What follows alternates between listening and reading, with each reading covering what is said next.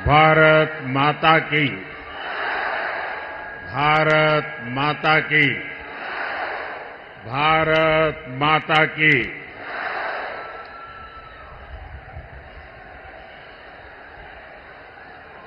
बेळगावी ಮತ್ತು ಚಿಕ್ಕೋಡಿ ಯಾ ಸೋದರ ಸೋದರಿಯರಿಗೆ ನನ್ನ ನಮಸ್ಕಾರಗಳು.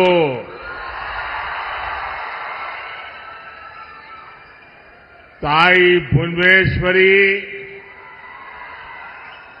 और मां सौदत्ती येलम्मा को मैं प्रणाम करता हूं. भाइयों और बहनों, सबसे पहले तो मैं कर्नाटका के सभी वोटर्स का अभिनंदन करता हूं. कर्नाटका में मैं जहां जहां गया हूं, मुझे एक ही स्वर सुनाई देता है. फिर एक बार, फिर एक बार, फिर एक बार. साथियों, हम सभी छत्रपति शिवाजी महाराज को मानने वाले लोग, हम सभी भगवान बसवेश्वरा का अनुसरण करने वाले लोग, छत्रपति शिवाजी महाराज ने शक्तिशाली भारत बनाने के लिए जीवन भर संघर्ष किया. भगवान बसवेश्वरा ने अनुभव मंडपम से डेमोक्रेसी का रास्ता बताया. 10 साल में भारत शक्तिशाली हुआ. आप मुझे बताइए, भारत का शक्तिशाली होना आप गर्व करते हैं? आपको गर्व होता है? भारत की पहचान मदर ऑफ डेमोक्रेसी के रूप में होने लगी है. ये गर्व होने वाली बात है कि नहीं है? गर्व करने वाली बात है कि नहीं है? भारत से 25 करोड़ लोग गरीबी से बाहर निकले, और जब 25 करोड़ लोग 10 साल के भीतर भीतर गरीबी से बाहर निकलते हैं, तो हर हिंदुस्तानी का आत्मविश्वास बढ़ता है कि नहीं बढ़ता है? आपका आत्मविश्वास बढ़ा कि नहीं बढ़ा? और इसलिए देश कह रहा है, गरीबों के कल्याण के लिए फिर एक बार. साथियों, भारत जब आगे बढ़ता है, भारत जब मजबूत होता है, तो हर भारतीय खुश होता है. लेकिन कांग्रेस देश हित से इतना दूर हो चुकी है, परिवार हित में इतनी उलझ गई है कि उसे देश की उपलब्धियां अच्छी नहीं लगती है. अब आपको याद होगा, कांग्रेस ने HAL को लेकर कितना झूठ फैलाया, कितना झूठ फैलाया. कांग्रेस ने कोरोना काल को याद कीजिए. कोरोना काल में भारत की जो मेड इन इंडिया वैक्सीन थी, कोरोना की जो वैक्सीन थी, उस पर भी विरोध पैदा कर दिया. उसका भी यहां तक कह दिया ये तो भाजपा वैक्सीन है. भारत की हर सफलता पर उनको शर्म आने लगी है. और जैसे उनको भारत के वैक्सीन पे भरोसा नहीं, लोगों को उलझन में डालने की कोशिश की, उन्होंने ईवीएम के बहाने पूरी दुनिया में भारत की डेमोक्रेसी को बदनाम करने की कोशिश की. अभी 2 दिन पहले ही सुप्रीम कोर्ट ने ये कांग्रेस वालों को और उनकी पूरी टोली को ऐसा करारा तमाचा मारा है, ऐसा करारा तमाचा मारा है। सवाल ये है, आखिर कांग्रेस देश का नुकसान होने वाली बातों पर झूठ फैला करके लोगों में विश्वास तोड़ने का काम किसके इशारे पर कर रही है? कांग्रेस के नेताओं ने ईवीएम पर तो झूठ बोला है और देश का हर नागरिक कहता है कितने महत्वपूर्ण विषय पर झूठ बोल करके आपने देश के लोकतंत्र को बर्बाद करने का षड्यंत्र किया है।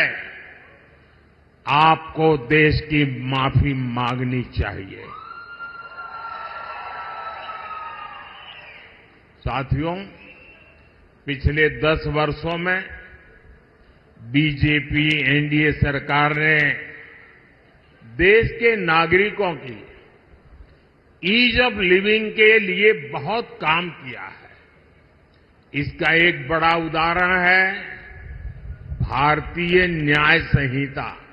ये कांग्रेस वाले मानसिक रूप से अंग्रेजों की गुलामी में ही जी रहे थे, वो इससे बाहर ही नहीं आ पा रहे थे। वो तिरंगा झंडा फहरा करके तो आजादी की बात करते थे, लेकिन हर कानून व्यवस्था में मन से अंग्रेजी की गुलामी को जी रहे थे। गुलामी के कालखंड से प्रेरित इतना पुराना आजादी के पहले का कानून, क्रिमिनल जस्टिस सिस्टम का हटाना, भारतीय जनता पार्टी की सरकार ने उसको हटा दिया। अब भारत में न्याय संहिता में दंड को नहीं बल्कि नागरिकों को न्याय मिलने को प्राथमिकता दी गई है। इसमें आतंकवाद से जुड़े कानूनों को भी और सख्त किया गया है। दूसरों पर अत्याचार से जुड़े कानूनों को कड़ा बनाया गया है। भारतीय साक्ष्य अधिनियम में इलेक्ट्रॉनिक एविडेंस को लेकर नया प्रावधान किए गए हैं।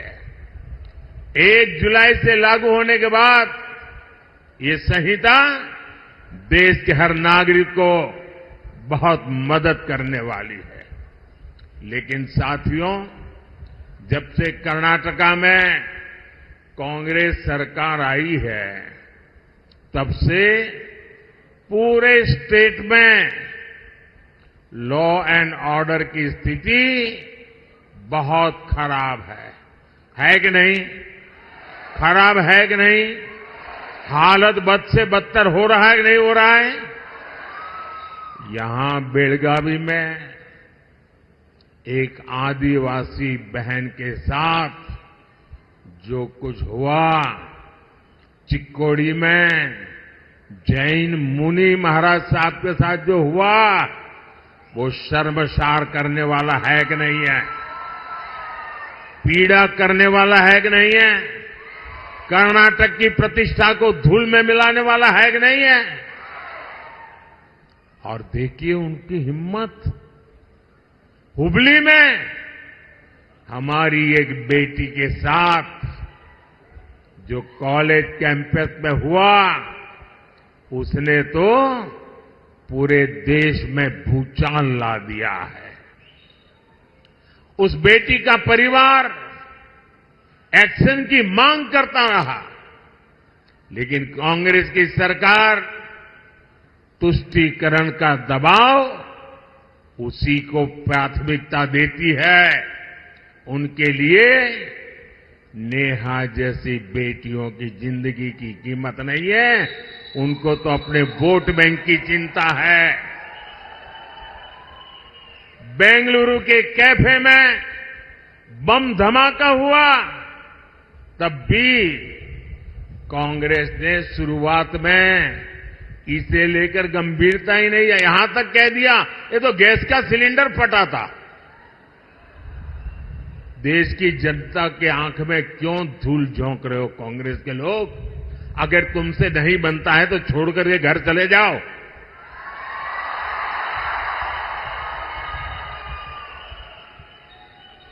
यही वही कांग्रेस के जो है जिसने वोट के लिए पीएफआई, जो आतंकवाद को पनाह देने वाला देश विरोधी संगठन, जिस पर मोदी सरकार ने प्रतिबंध लगा दिया है, ऐसे पीएफआई आतंकी संगठन का चुनाव में मदद करने के लिए, उनकी मदद लेने के लिए, वायनाड में एक सीट जीतने के लिए आप उसको सरेंडर कर रहे हो, उनके कारनामों का बचाव कर रहे हो।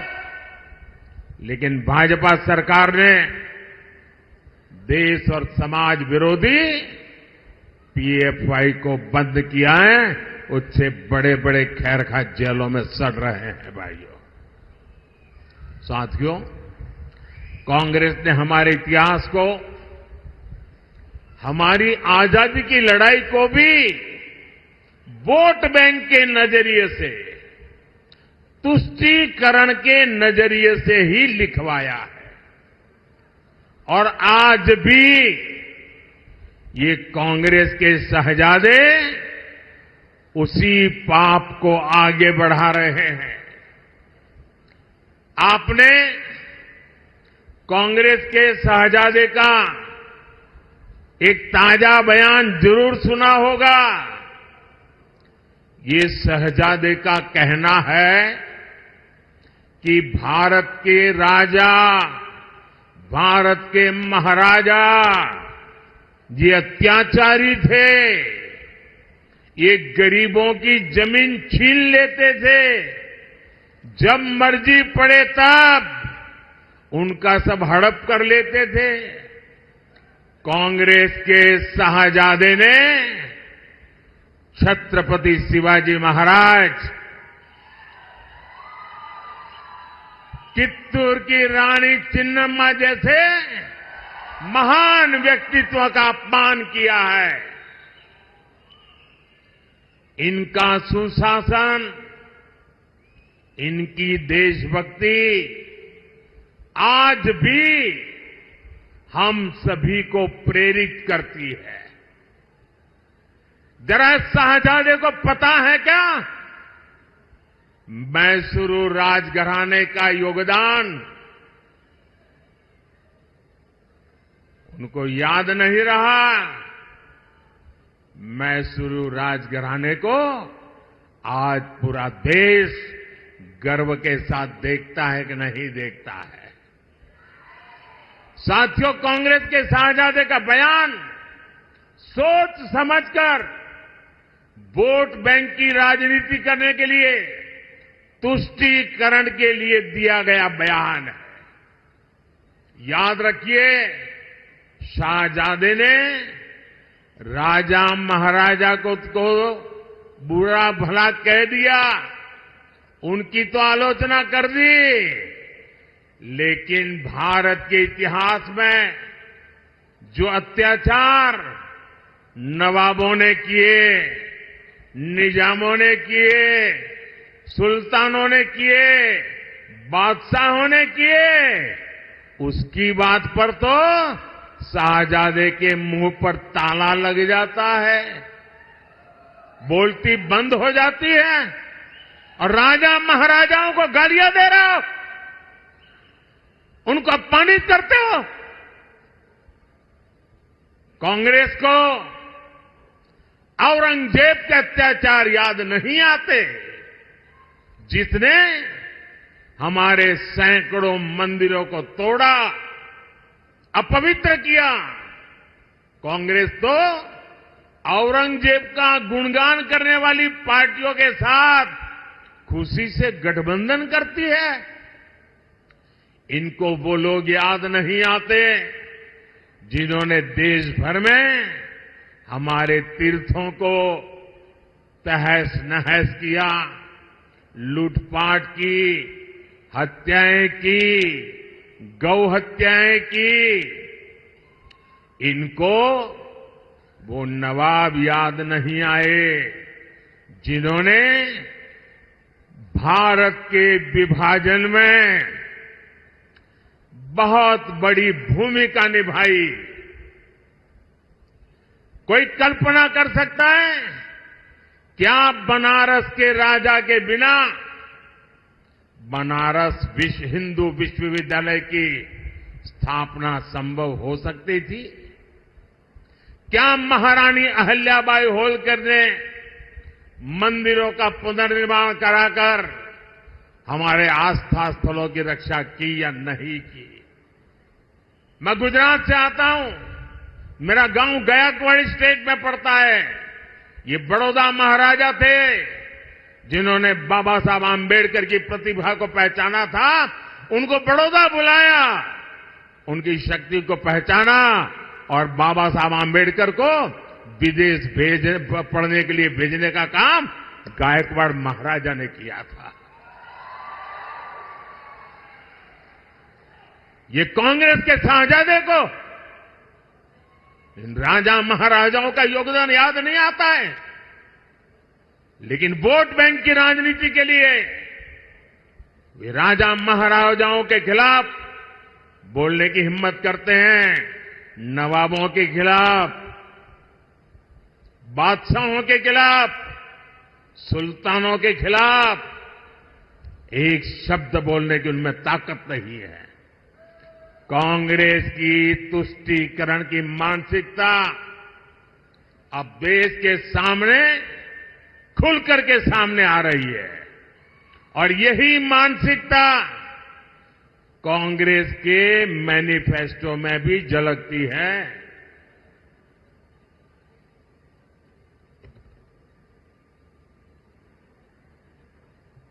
साथियों,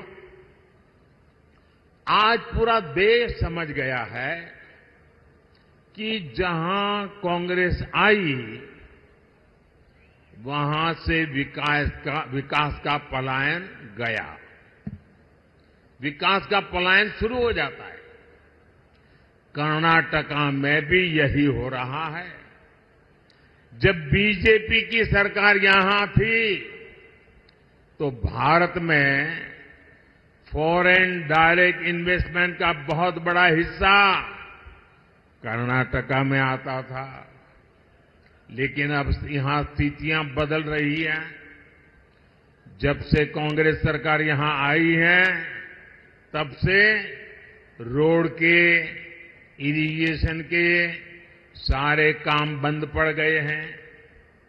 यहां बिजली के कट लगने से हर कोई परेशान है, उद्योग परेशान है, लोग परेशान हैं और इसलिए ही लोग कहते हैं जहां कांग्रेस आई वहां बर्बादी लाई। साथियों, हमारा देश छोटे किसानों का देश है।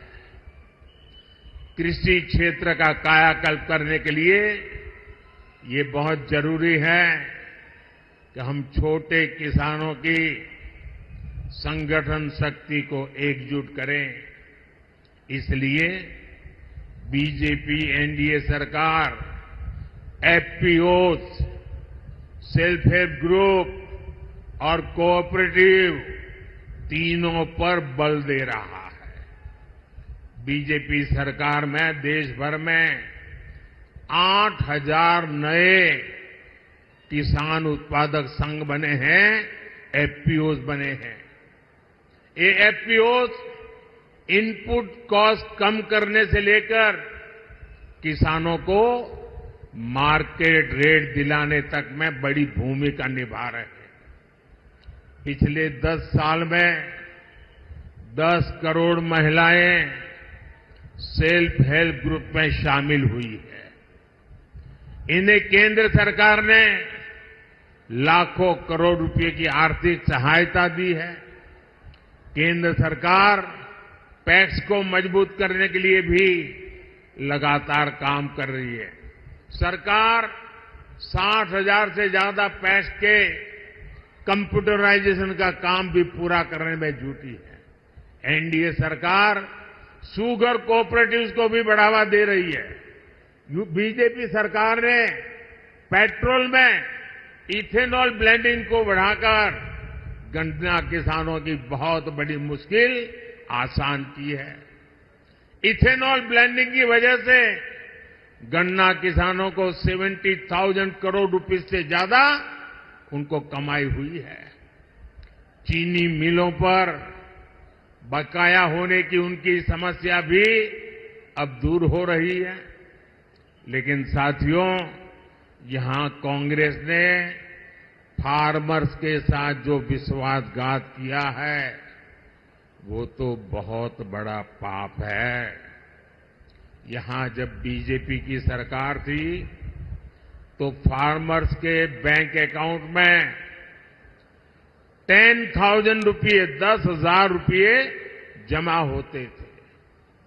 कांग्रेस की सरकार ने आते ही 4,000 रुपया देना बंद कर दिया।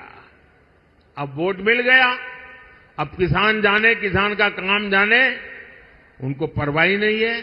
अब मोदी जो 6,000 रुपया भेजता है वही किसान को जाता है, यहां के पैसे उन्होंने काट लिए।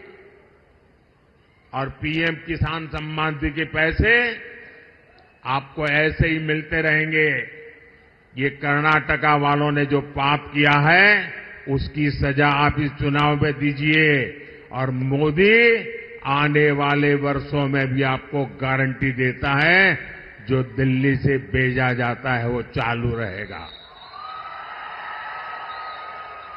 साथियों, आपका ये सेवक गांव, किसान, नौजवान, नारी शक्ति को सशक्त करके आपकी संपत्ति बढ़ाने में जुटा है। लेकिन कांग्रेस क्या कर रही है? कांग्रेस के शहजादे आजकल घोषणा कर रहे हैं और भाई बहन दोनों कर रहे हैं कि वो चुनाव अगर जीत गए तो पूरे देश का एक्सरे करेंगे, आपकी प्रॉपर्टी का एक्सरे किया जाएगा, बैंक के लॉकर का एक्सरे किया जाएगा, आपकी जमीन कितनी है एक्सरे होगा, आपके पास गाड़ी कितनी है, स्कूटर कितने हैं, साइकिल कितनी है, इसका एक्सरे होगा। महिलाओं के पास स्त्री धन कितना है, गहने कितने हैं, सोना कितना है, मंगलसूत्र कहां पड़ा है, इसका एक्सरे किया जाएगा।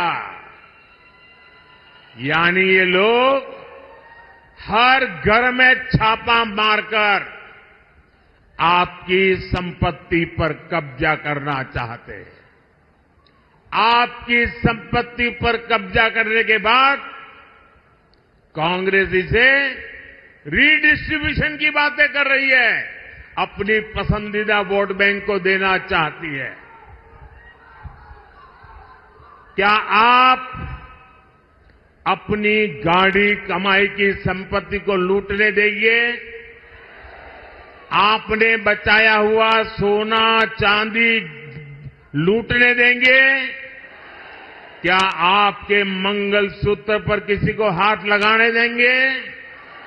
कोई पंजा आपकी संपत्ति लूट सकता है क्या? मैं कांग्रेस को अलर्ट करना चाहता हूं, ये मंसूबे छोड़ दीजिए जब तक मोदी जिंदा है।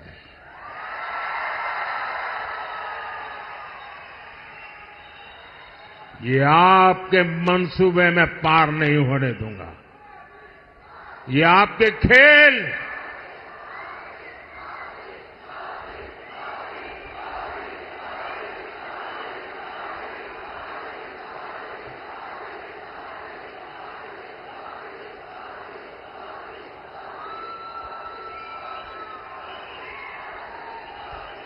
साथियों, इस चुनाव में कांग्रेस ने इनहेरिटेंस टैक्स का एक नया फॉर्मूला निकाला। ये बड़ा भयंकर है, आपकी नींद उड़ जाएगी। उन्होंने क्या कहा है कि दिल्ली में उनकी सरकार बनेगी तो ऐसा कानून लाएंगे कि आप जो अपने बच्चों के लिए बचाते हैं, आपने मेहनत करके कमाया, खुद ने खर्चा नहीं की, मौज नहीं किया, थोड़ा थोड़ा पैसा जमा किया और मन में रहता है कि मरने के बाद बच्चों को कुछ दे करके जाऊं, छोटा सा घर दे करके जाऊं, कुछ पैसे दे करके जाऊं, ताकि बच्चों को मेरे मरने के बाद किसी के पास जाना न पड़े। हर माँ बाप ऐसा चाहता है कि नहीं चाहता है?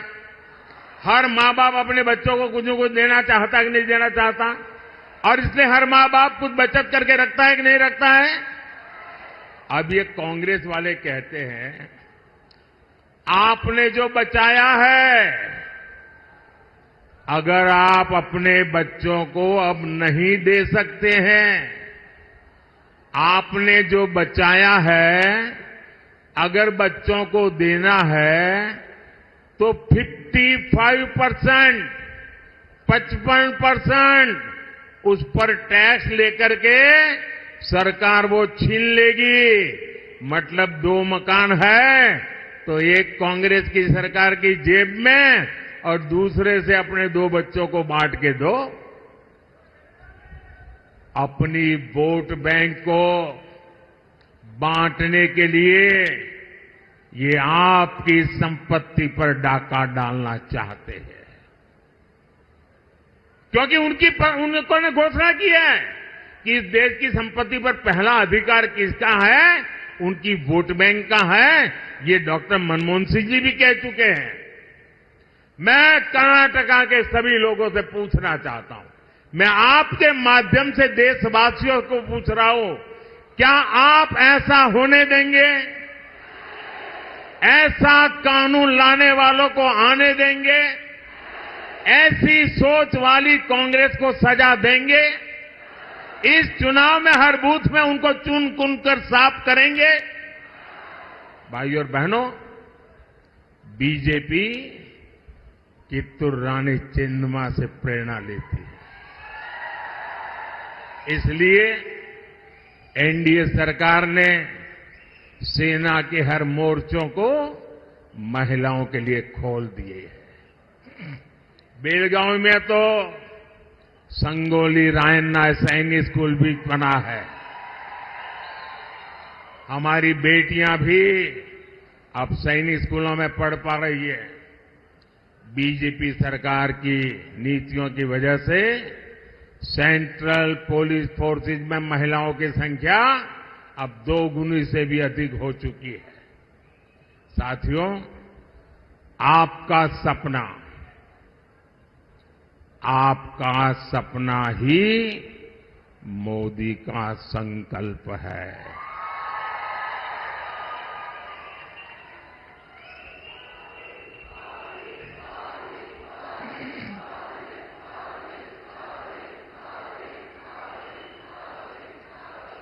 आपका सपना ये मेरा संकल्प है और आपका सपना साकार करने के लिए मेरा पल पल आपके नाम, मेरा पल पल देश के नाम।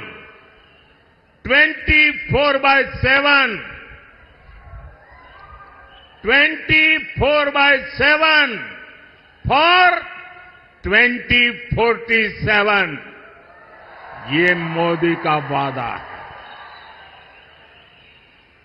और इसलिए हमारे भाइयों बहनों, इस चुनाव में दिल्ली में मुझे कर्नाटका से मजबूत समर्थन की जरूरत है। मैं आज आपके पास कुछ मांगने के लिए आया हूं। मैं आपसे आशीर्वाद मांगने के लिए आया हूं। और इसलिए इस चुनाव में बेलगावी से हमारे बहुत पुराने साथी जगदीश शेट्टर जी को और चिकोड़ी से हमारे अन्ना साहेब शंकर जोले जी को ज्यादा से ज्यादा वोट दीजिए और आप जब इनके लिए कमल के निशान पर बटन दबाएंगे ना, जब आप कमल के निशान पर बटन दबाएंगे तो वोट सीधा सीधा मोदी के खाते में जाएगा।